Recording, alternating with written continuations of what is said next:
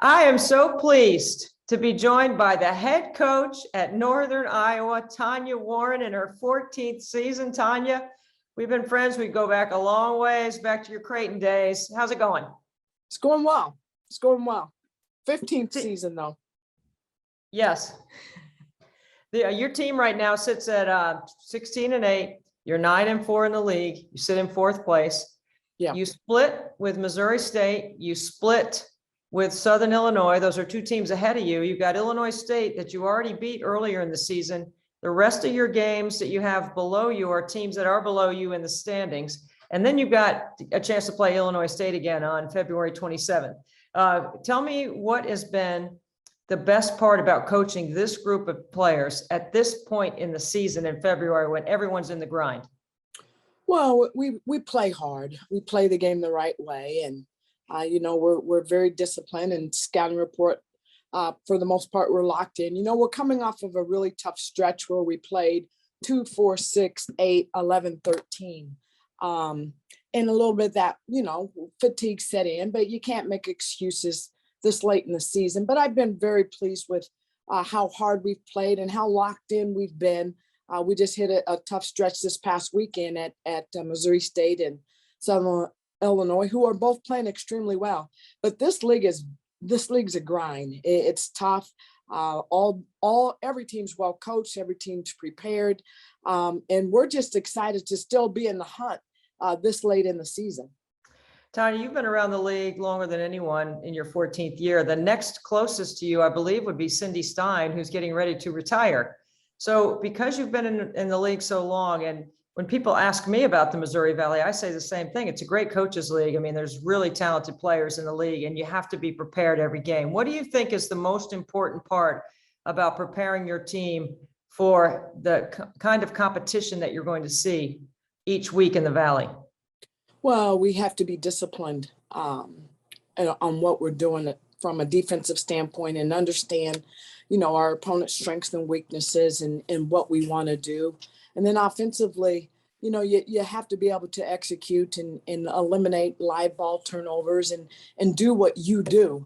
But you also have to understand, because it is such a good league and the teams are so well coached and well prepared, you're going to have to really, really execute, because most teams and a lot of teams in this league really force you to play to your weaknesses. So you have to be able to really, really, really execute and be able to eliminate some of those things, live ball turnovers, because this league, these teams make you pay when you make mistakes. So really eliminating costly mistakes at costly times.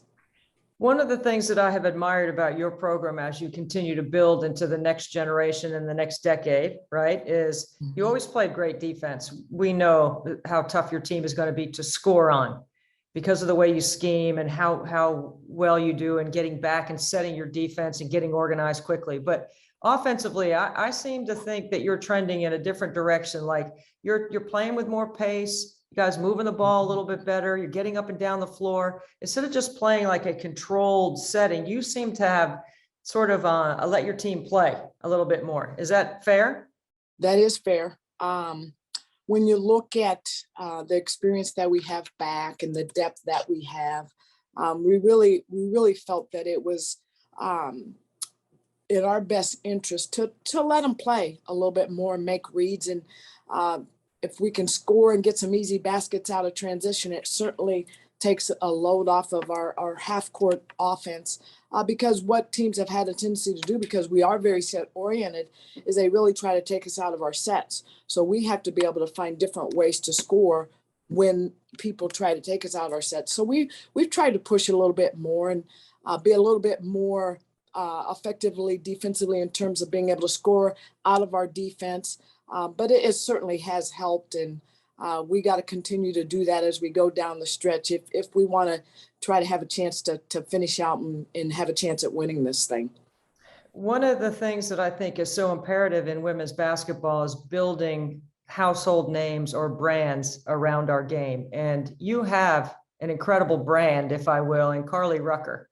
Carly's been around the league almost as long as you have, Tanya. It just seems like She's been a first team all conference performer since her freshman year. She's going to be first team again this year. She seems like she has the whole package and has it all put together. What's the most interesting part about coaching Carly? Because sometimes Carly just does everything so right, you kind of forget that she's out there. I mean, you literally can watch your team play and forget that Carly is out there because she never makes any mistakes. She does everything right, and she does it with substance.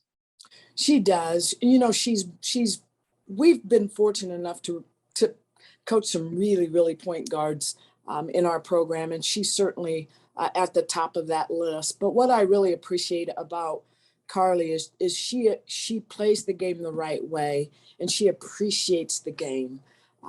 She makes those around her better. She's always there for extremely selfless. And she just does things the right way. Even when it's not her fault, it's her fault. And she owns that. And you don't find that very often where kids will own not only their mistakes, but other people's mistakes. But she's just been a tremendous joy to coach. I'm going to miss her for a variety of reasons. But as good of a player she is, she's even a better human being. Oh, I 100% agree with that. In the times I've had a chance to interact with her, she has been absolutely phenomenal. She's smart. She cares. Yeah. She's committed. All those things, wonderful things that you say. And as a head coach, to have a player that you can say all those wonderful things about after 4 years is really remarkable in today's day and time, when sometimes you're ready to see those kids go after they've had 4 years. Exactly. You know, and then it goes back to, because she didn't have to take her COVID year, and she was ready to graduate, and just for her wanting to come back and continue to be a part of something special shows a lot about the loyalty and just the commitment of her to not only her teammates, but to this program. Well, and how much fun college basketball is. I mean, sometimes I think we forget.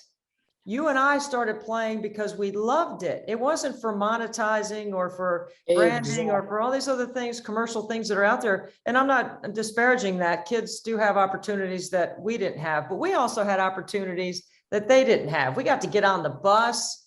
We got to spend time driving with our teammates. We might pull in at 3 a.m. and get ready to go to 8 o'clock class, and nobody complained about it. I mean, it's just exactly right. That is exactly right. What do you enjoy most about when you reflect? And I'm not talking about pushing the tire up the hill in the snow, but when you reflect back, I'm just thinking about some of the things that you and I got to experience as players that you wish the kids today had the chance to experience. You know, I think it goes back to what you said, just being able to communicate. You know, I think because of social media and texting and phone, we've lost the verbal communication piece.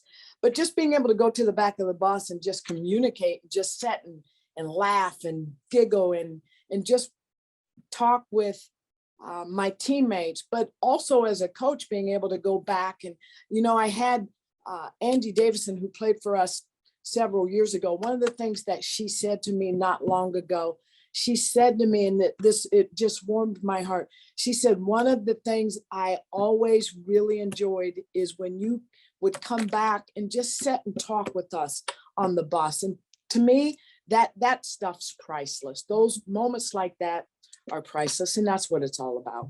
You maintain the veteran status in the league, and you've seen a lot of hoops, Tanya, over your years. And I want to thank you so much for taking time to be on our podcast with us for the Valley. Well, thank you. I appreciate you. And again, congratulations, well deserved. And we appreciate all that you do, not only for our league, but for the game. Well, thank you so much.